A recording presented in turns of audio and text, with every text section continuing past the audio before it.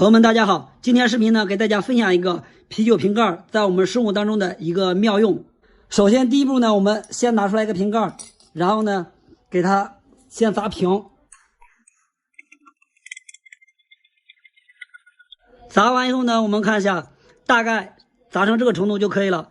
我们看一下这个瓶盖的周围边缘像不像锯齿的形状？一定要记住，边缘这一块呢，不要把它给砸得太平了。如果砸得太平了之后，等会儿我们在使用的时候就不太好用了。然后呢，我们垫个东西，我们把这个瓶盖上面给它再用手电钻给它钻个眼儿，一定要找准中间这个位置。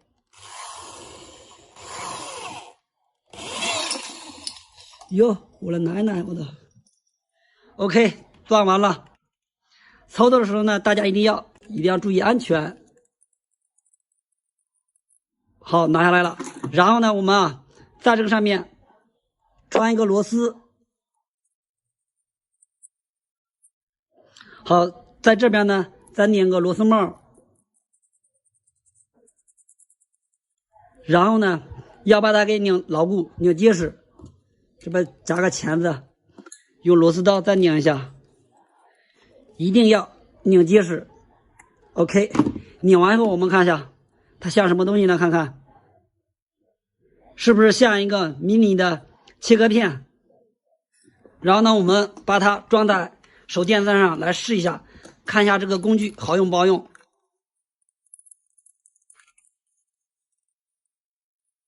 我们先来切割一个 PVC 管来试一下。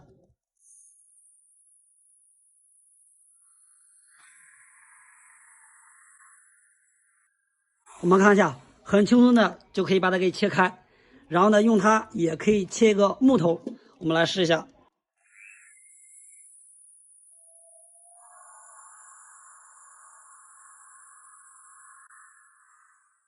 OK， 我们看一下这个效果，效果还很不错，是吧？所以呢，我们在生活当中，无论呢是切割木头，或者是 PVC 管，再或者呢就是在干活的时候，如果遇到空间比较狭窄的情况下呢，我们就可以用个啤酒瓶盖，就这样制作一个小的切割垫，就可以解决问题了。这个方法呢非常的实用。今天视频感谢大家观看，我们下期再见。像这些老旧音箱没有蓝牙功能，使用起来非常不方便。其实呢，只需要一个这样的蓝牙小板，插2天线就可以让老旧音箱变成是一个蓝牙音箱，而且呢，这个音质还非常好听，它是一个双声道立体声音。给大家来分享一下它的使用方法。第一种呢是最简单的，然后咱们看一下音箱的后面都是有这个音频输入口的，包括这个音箱也是一样，有这个音频输入口。然后呢，找一个就这样这个连接电脑的这个1分为2的这个音频线，然后呢把它线给它连上去。插上线以后，然后这边呢就非常简单啊，只需要呢把它插在这个小板上面就行了。这儿有个耳机插口，插上就行，就是这么简单。然后呢，下一步呢就在这儿给它连上电就可以了，就是手机的充电线，安卓口的，看一下就这个口，给它充上电，这是给它提供供电的。OK， 看现在这个指示灯亮了。这就说明呢，这个蓝牙小板已经工作了。然后打开手机的蓝牙，搜索到这个小板，这个就是搜索到以后，然后直接就可以放音乐了。好，显示已连接，然后放个歌曲来听一下，声音已经有了啊。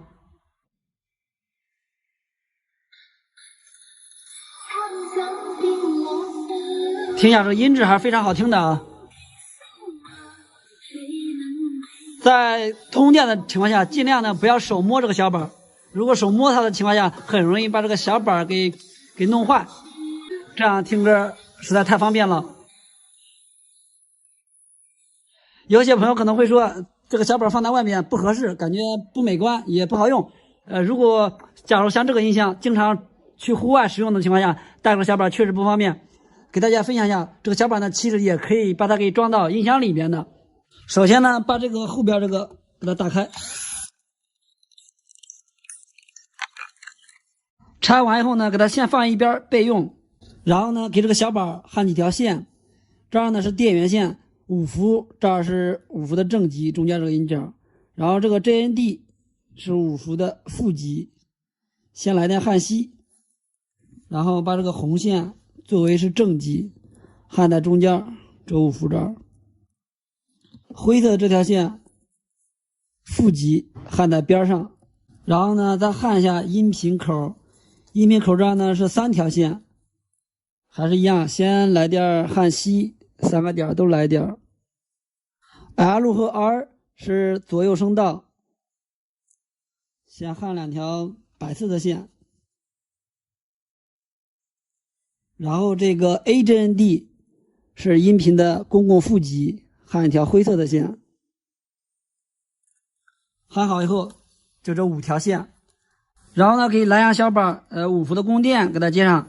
在这个板子上怎么找5伏供电呢？首先呢就是腕表的黑表笔接在一个电容的负极上面，先找个滤波电容接在负极上面，然后这个红表笔分别来测量这些引脚，看哪个是5伏。在这儿呢我已经找到了，就这边这个引脚就是5伏，咱们测量一下，看现在电压是 4.95， 照就5伏。现在呢就把这个供电先给它接上去，然后呢就再接另外的3条线音频输入。先看一下这板子上面这2条就是音频输入线，然后呢在这边中间的这个就是它的公共地，然后这2个呢就是左右声道，把线给它焊上去。好，接好线以后呢，然后连上蓝牙，播放个音乐来听一下，没问题。到最后呢把这个小板给它安装在音箱里面就可以了。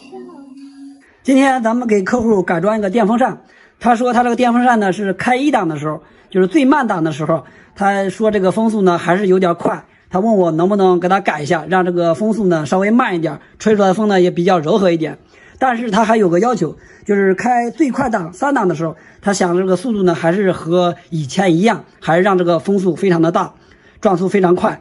我他想了个办法可以解决他的问题，就是把这3个档可以给他改装成是6个档，分为慢3档和快3档，改好之后就可以达到他的要求。我们首先呢先把电风扇拆开，然后改装所需要的元件呢也非常的简单，就是需要一个这样的电容。如果没有这样的电容，其实像这样的电容也是可以使用的，它们2个都是一样的，都是可以使用。然后再需要一个这样的穿行开关，如果没有这样的穿行开关，只需要一个电容也可以来降低电机的转速的。先给大家分享一下这2个组合在一起的改装方法，然后呢给大家再分享一下单独电容的一个改装方法。先在电风扇内部找一个合适的地方，把这个开关给它安装上去。首先要开个孔，我的开孔方法很简单，就是用一个报废的电烙铁头给它探个孔就行了。这个开关我选择了一个2个档位3个引脚的，把这个给它安装上去。然后呢我们把这个电容给它焊在这个开关的1角和3角上面。焊好以后，我们找一下这个电扇上面这个电源线，其实这2条线都是一样的，我们剪1条线，把这个红色的给它剪掉也行，2条都一样，实际上我们给它剪断，剪开之后把这2个线头我们都给它先拨出线头，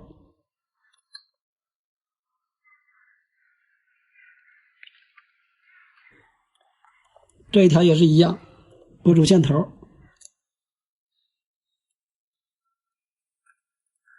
拨好以后，我们分别把这2个线头给它焊在这个开关上面。这2个其实也不分正负极的，随便往上焊就行了。我们把这个焊在这个电容上面。另外这条电源线我们给它焊在开关的中间这个引脚上。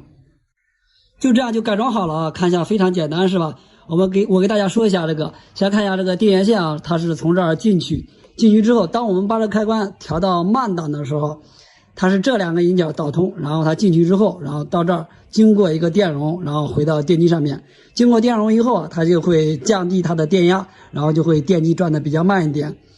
然后当我们把这开关调到高档的时候，就是前面这2个引脚导通，我们看一下这个电路呢进去之后直接就出来了，它是和原先的速度是一样的，电压也是一样的。如果不用这开关的情况下，其实关个电容，只单独个电容也是可以来改变电机的速度的，不过它只能改变1个档位的速度。我们把这电容其实如果1档的情况下，我们把这条蓝色线从中间给它点开，然后串上这个电容，就可以实现这个1档转的比较稍微更慢一点。选择这个电容的时候，电容的容量越大，它降压降的就越少；电容容量越小，它降压降的越多。就是电容它的容量越小，电机的转速它就越慢。我选择的这一个是 3.3 微法的，现在我们把它装起来来测试一下。好的，我在这儿呢写了个标签，我们看一下，这儿是慢3档，然后这儿是快3档。我们先把这开关打到慢3档这儿来测试一下，先开个1档，然后我们看一下这个风扇。风扇大家有可能是看不出来它的转速的，大家可以听这个风声就能分辨出来它的速度了。现在已经启动起来了，听一下这个风速。然后呢，我们可以对比一下，把这个再开到快档上，然后测试一下，听一下这个风速有没有变化。明显是快了，是吧？快了许多。然后我们再调到慢档这儿，然后这些档都是可以来使用的，速度都是比以前要慢的。想要达到以前的速度呢，我们就把这调成是快档就行了。听一下这风速，非常大，是吧？这个方法非常的不错，我打算下一步我申请个专利，来大批的生产这种电风扇。我们家里用的这些网络电盒还有2个非常好用的功能。第一个功能呢，它可以支持手机无线投屏，无论手机上的照片、视频、歌曲都可以无线投屏在电视机上面来使用。第二个功能呢就更加强大了，其实呢对于我们每个人来说都非常的实用。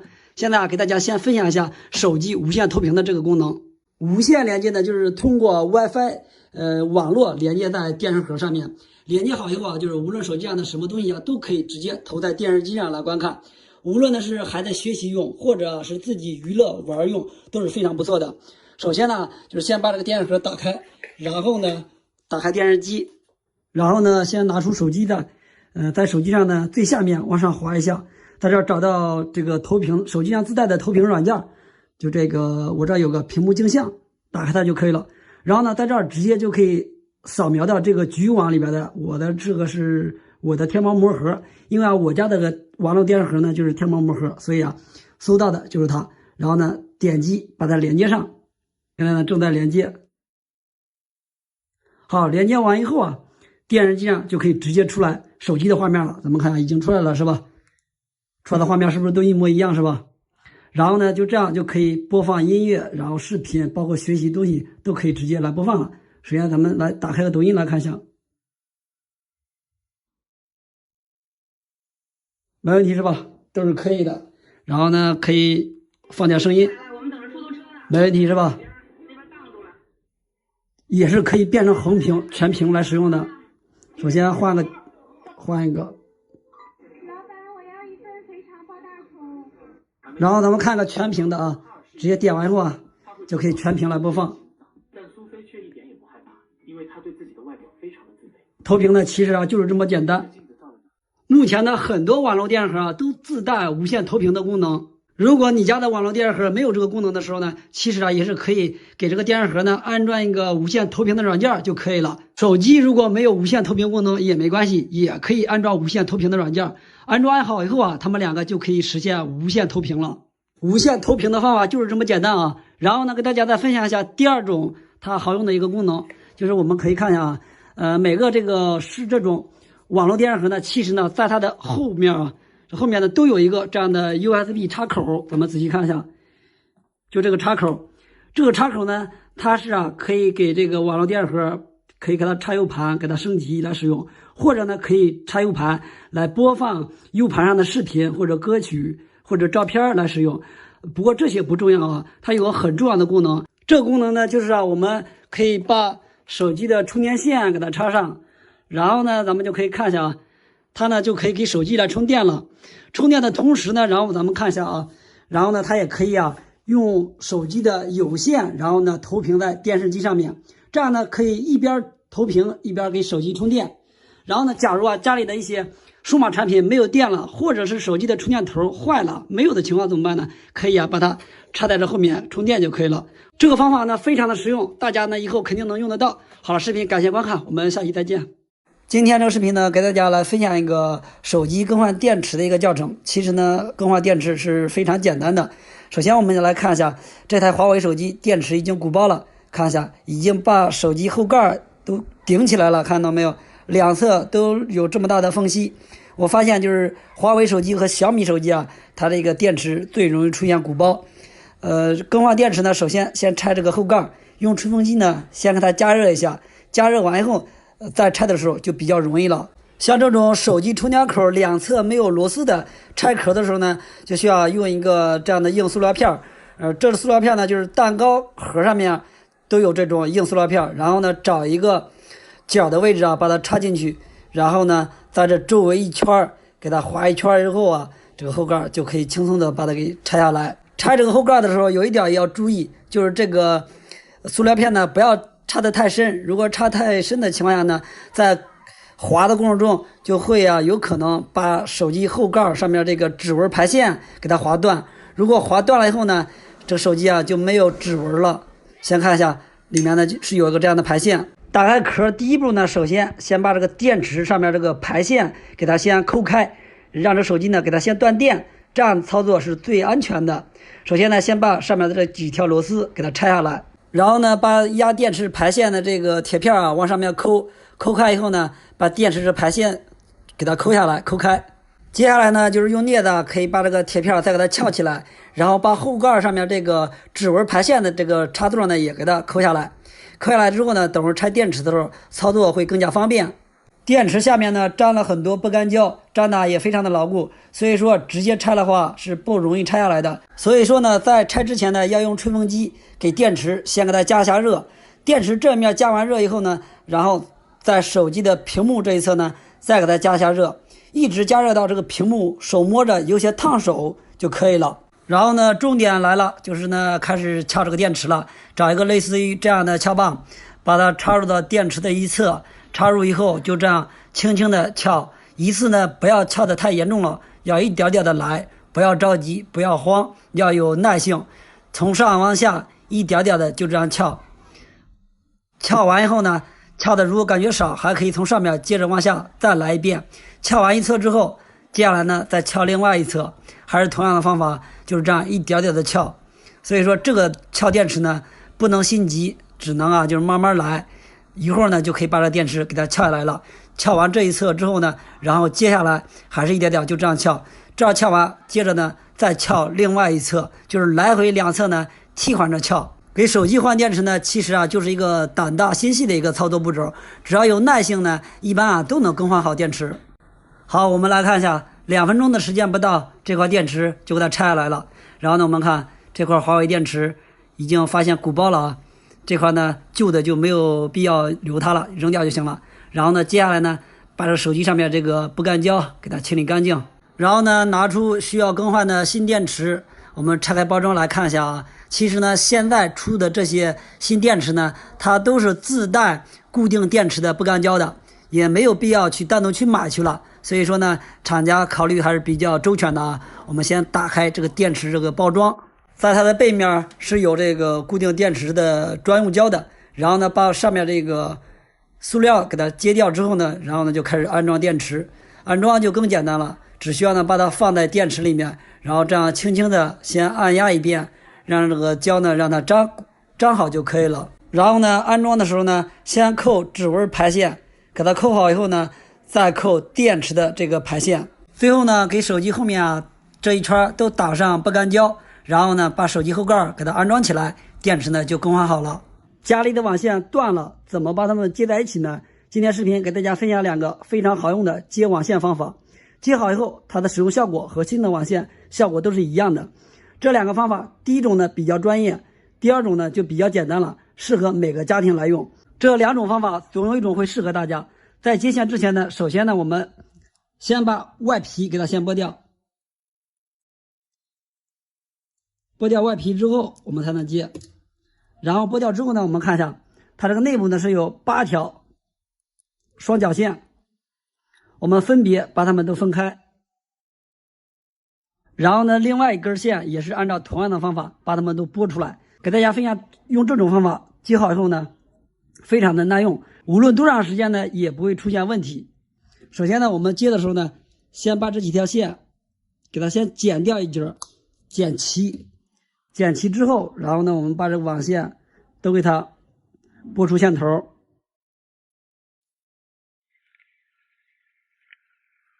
把这2条网线都拨好线头以后，然后呢，在这一个上面套一个热缩管，然后呢，我们就开始接网线。这是一条粉色的，然后呢，我们把这个粉色的上面再套一个小的这种热缩管，然后呢，把这头也找到这个粉颜色的，把它们2个拧在一起。拧好以后呢，然后呢，用电烙铁把它焊一下，这样呢就可以防止氧化。然后呢，把这个热缩管给它套上，用打火机烤一下。还是一样，按照同样的方法，把同样颜色的线接在一起，都套上热缩管。到最后，把这个大的热缩管给它再套上。套上以后，给它再加热一下，让它收缩一下。这样接好的网线不仅防水，而且它也防氧化，非常的好用，和新网线效果都是一样的。有些朋友可能会说，我没有这样的专业材料，也没有这样的专业工具，怎么办呢？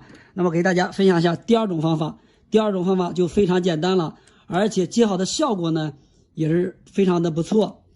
还有一些朋友可能会说啊，就是接这条网线太麻烦了，还不如直接买一条网线。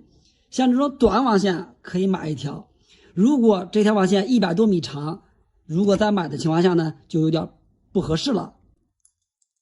然后这些专业的热缩管我们都不用它了，这头也是一样，给它先剥除外皮，也是一样，把这所有的线都给它捋直，因为捋直以后容易接线，操作更方便。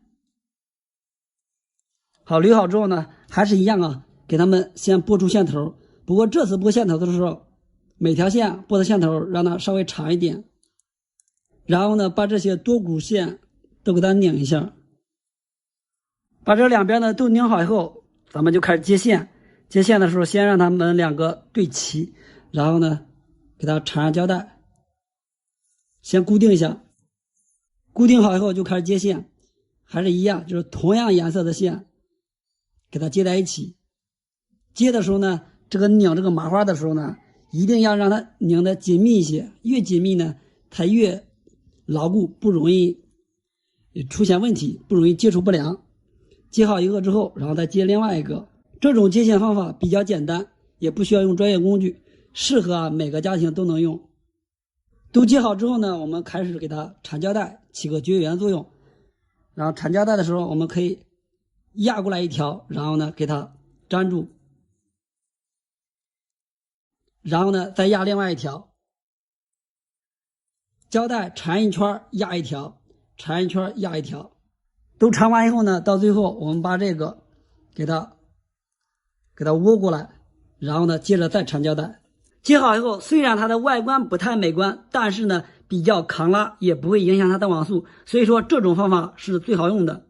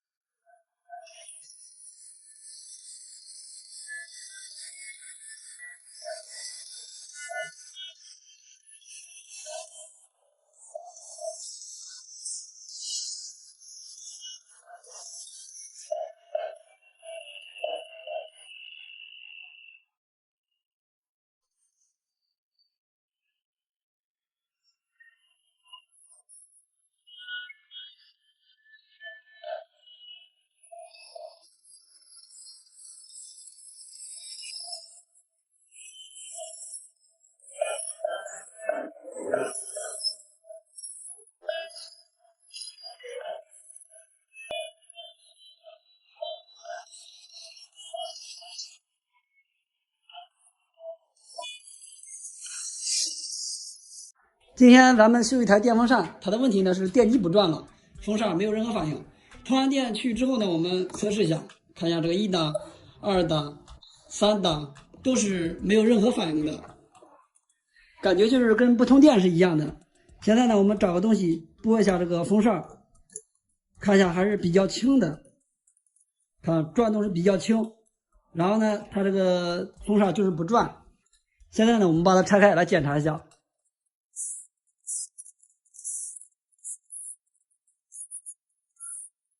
拆开以后呢，我们第一步先检查一下这个电源线，看它还通不通。我们首先先把这个绝缘保护套，我们先给它转开。然后呢，这2条线我们分别都要测量一下。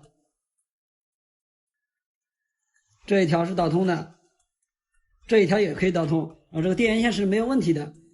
然后呢，我们再检查一下这个定时器，看它有没有问题啊？这定时器呢，它也是一个总开关。我们看一下，现在是打开的状态，看一下这个内部接触点它是结合在一起的。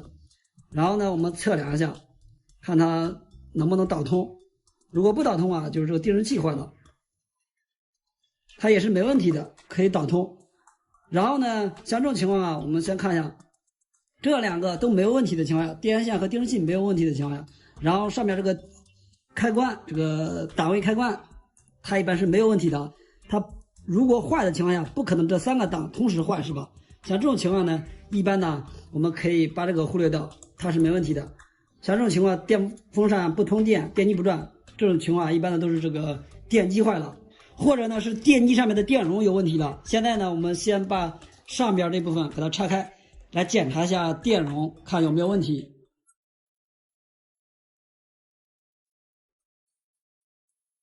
这个上面呢就一圈，就这几个卡扣，把卡扣抠开之后啊，这个后盖就掉了。然后呢，我们检查一下上面这个电容，像电风扇的电机不转，大部分啊都是电机的问题。其实啊，这电容坏的是比较少的。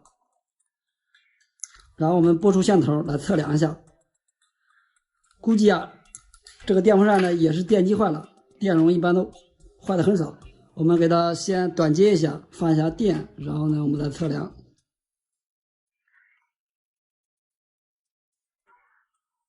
我们看这个容量是854纳法，这容量是不足的。然后呢，我们看一下这个电容上面的标称是一个1.2微发的，看一下1.2，这个容量是不足的。我们换个电容来试一下，这样是最简单的测试方法。好，现在呢，我接上去这个电容，这个也是个1.2微发的。好，我们现在呢就开始通电。通上电去之后呢，我们看一下1档，它并没有转；2档它也不转；3档也是不转的。它这问题呢就是电机坏了。现在呢我已经换了一个电机上去了，这是个纯铜电机，然后呢前后也带轴承。现在呢我们开机来看一下，开个电扇来看一下，看已经转了是吧？没问题了。好了，视频感谢观看，我们下期再见。